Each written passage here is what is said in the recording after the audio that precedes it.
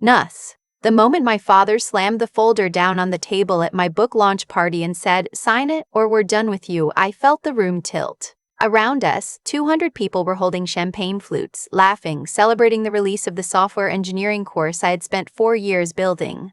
My editor was somewhere by the bar. My agent was talking to a journalist from TechCrunch. And my father was standing in front of me with a transfer agreement that would hand 70% of my course IP and future royalties to my brother, a man who hadn't written a single line of code in his life. I didn't sign it. What happened next is the reason I'm telling this story. My name is Iris. I'm 29 years old and I'm a self-taught software engineer who spent 6 years building something most people told me wasn't possible. The course, Build from Zero, was a 12-module, 40-hour program teaching complete beginners how to go from nothing to their first deployed web application. I'd recorded every lesson myself. I'd written every exercise, debugged every project, answered every forum question for 2 years before I ever made a cent from it. When the launch partnership with a major e-learning platform came through at a guaranteed advance of $340,000 against future royalties, I thought the hardest part was finally behind me. I was wrong.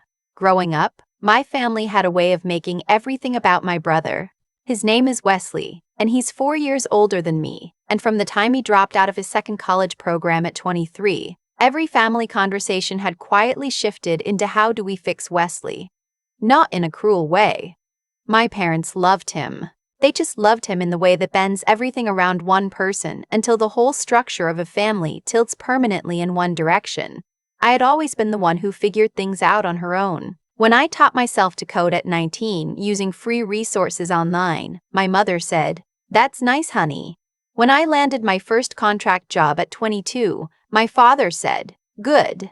Now, maybe you can help your brother get connected." When I quit my corporate job at 26 to build the course full-time, my parents didn't ask a single question about what I was building. They asked whether I was being financially responsible. They asked if I had thought about what would happen if it didn't work out. They did not ask what the course was about. Wesley, in the meantime, had gone through a failed e-commerce business, a brief period selling supplements on Instagram, and most recently a consulting firm that had no clients. My parents had quietly covered his losses each time. I found out later the total was somewhere around $60,000 over 5 years. I only found that out because of what happened later. At the time, I just knew he was struggling, and I knew my parents were helping him, and I told myself that was fine. That was their money. That was their choice. The call came 3 weeks before my book launch. I say book launch because that's what I called the event. The course had a companion book, a physical workbook, and the party was for both. My mother called me on a Tuesday evening, and the first 4 minutes were normal. She asked about my apartment. She asked whether I was eating. Then she said, "Your father and I have been talking, and we think it would be a really beautiful gesture if you brought Wesley on as a co-creator." I remember sitting very still. He's been struggling, Iris. And you know how much he's always wanted to work in tech. I asked her to clarify what co-creator meant. Just his name on the course. A percentage. Something he could point to. Mom. He didn't create the course. He's never taken a programming class. He doesn't know what a variable is. You could teach him. You always said you wanted to help people learn. I told her I needed to think about it. I didn't tell her I had no intention of doing it. I hung up and sat in my kitchen for a long time, and I felt something I hadn't felt in years, that specific exhaustion that comes not from work but from the particular weight of being the child in a family who was expected to fix things she didn't break. I didn't bring it up again. I thought it had passed. It hadn't. The launch event was at a venue in Austin I'd rented for the evening. The e-learning platform had sent a team. My editor had flown in from New York. I had worked on the logistics for 3 months and I was genuinely happy that night. I had put on a dress I loved and I had done my hair and I was standing near the entrance greeting people when my father appeared at my side and said quietly, "We need 5 minutes." I followed him to a side hallway because I thought something was wrong. My mother was there. Wesley was there. A man I didn't recognize was there and he was holding a folder. "This is Daniel," my father said. "He's a contracts consultant we hired." I looked at the folder. I looked at my father. "Dad, my launch is happening right now. This will take 5 minutes. Daniel put together an agreement. It's simple. Wesley comes on as a co-creator, listed as contributing author, and receives 30% of net royalties going forward. The platform advance gets split accordingly. I want to be precise about what I felt in that moment, because it wasn't just anger. It was a specific kind of clarity that I don't think I'd ever felt before in relation to my family. Like something that had been blurry for years suddenly came into sharp focus. I saw the folder. I saw the stranger they'd hired to make this deal official. I saw my brother standing slightly behind my father, not quite making eye contact. And I understood in a very complete way that this had been planned. That the phone call from my mother 3 weeks ago was not a suggestion floated and dropped. It was the opening move. No, I said. My father's face changed. Iris, I'm not signing anything, tonight or ever. This is not happening. Wesley spoke up then, for the first time. I've actually been contributing though. Behind the scenes, I helped with some of the early marketing ideas. I stared at him. You sent me one Instagram caption suggestion 8 months ago. I didn't use it. That's not, I did more than that. Name one thing. He couldn't. My father stepped forward. This isn't about what he contributed. This is about family. You have more than you need. Your brother is drowning. Do you understand what it's been like watching him struggle while I spent 4 years working on something that actually succeeded? Dad, I'm not going to sign over my work to someone who didn't do the work. My mother put her hand on my arm. Iris, please. Think about what this looks like. Think about Wesley. He's going through so much. He and Adrian are having a baby. That was new information. I hadn't known about a baby. I felt the familiar pull, the gravitational force of a family that has always operated on the assumption that your success belongs to everyone but your failure belongs only to you. I felt it, and I recognized it, and I took a breath and I said, I'm going back to my launch. Please leave. My father picked up the folder and said, very quietly, if you walk out of this hallway, you're telling us you don't care about this family. That's what you're choosing. I walked out of the hallway. I went back to the main room and I smiled at my editor and I took a glass of sparkling water, and I stood at the podium and I gave the speech I had written and practiced a dozen times. I do not know how I did it.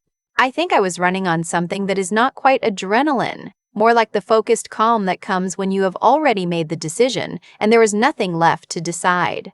I saw my parents leave about 40 minutes into the event. Wesley left with them. Daniel, the contracts consultant, had apparently gone already. I did not cry until I was in my car at 11:15 that night.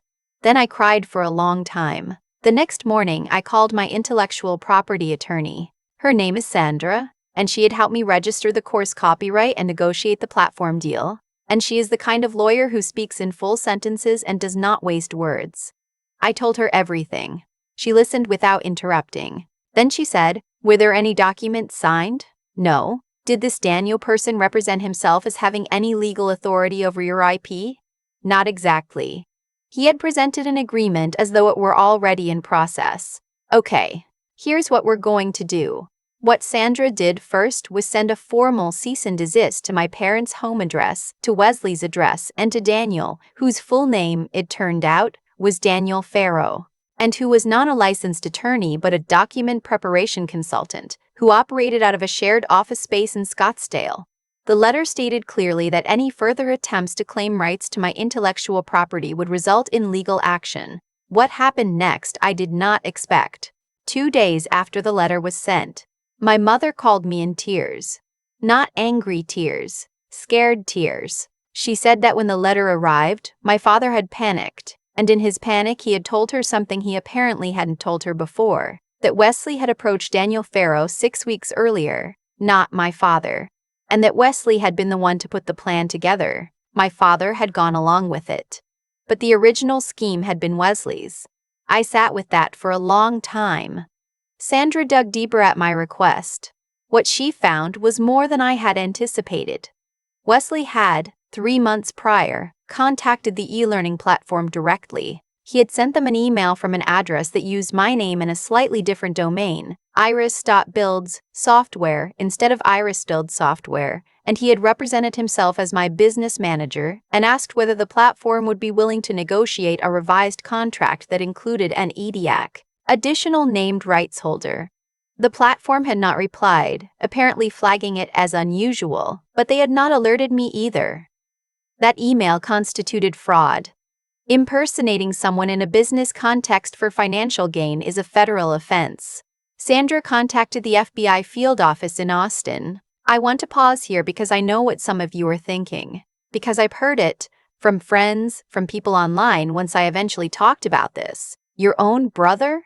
Your own family? And yes, my own brother. My own family. I did not make the call to the FBI lightly.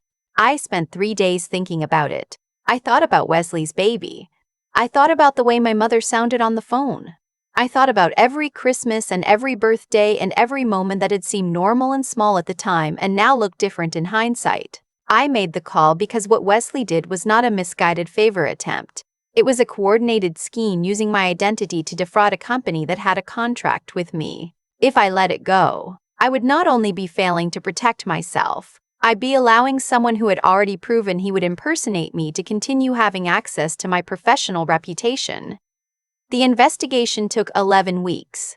I cooperated fully. I provided emails, timestamps, the original platform correspondence, Sandra's full documentation. The FBI was thorough and professional, and I will say this. Being interviewed by a federal investigator about your own brother is one of the loneliest experiences I have ever had. There's no manual for that. You just sit across from someone in a gray conference room and answer questions honestly and try not to fall apart. My father hired a criminal defense attorney. Wesley hired a separate one. My mother called me 4 times during the 11 weeks. I answered twice.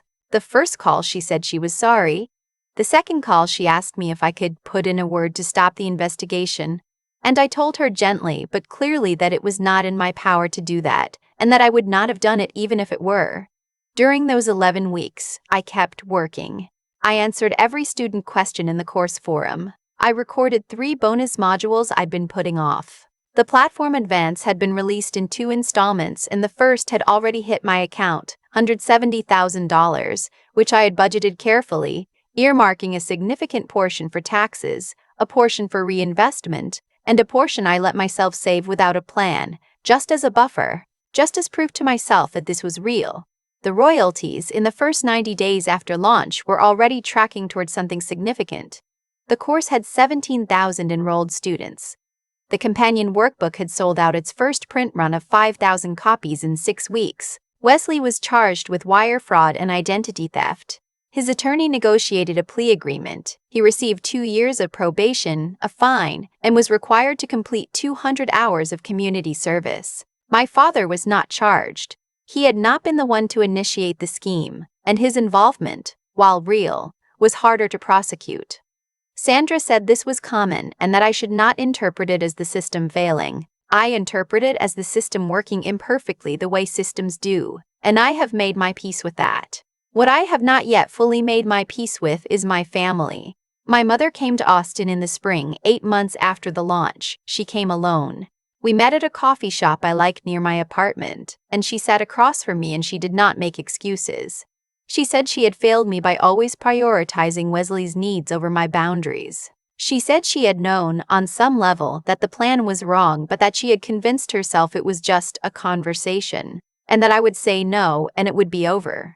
She said she had not understood, until the FBI became involved, how serious it was.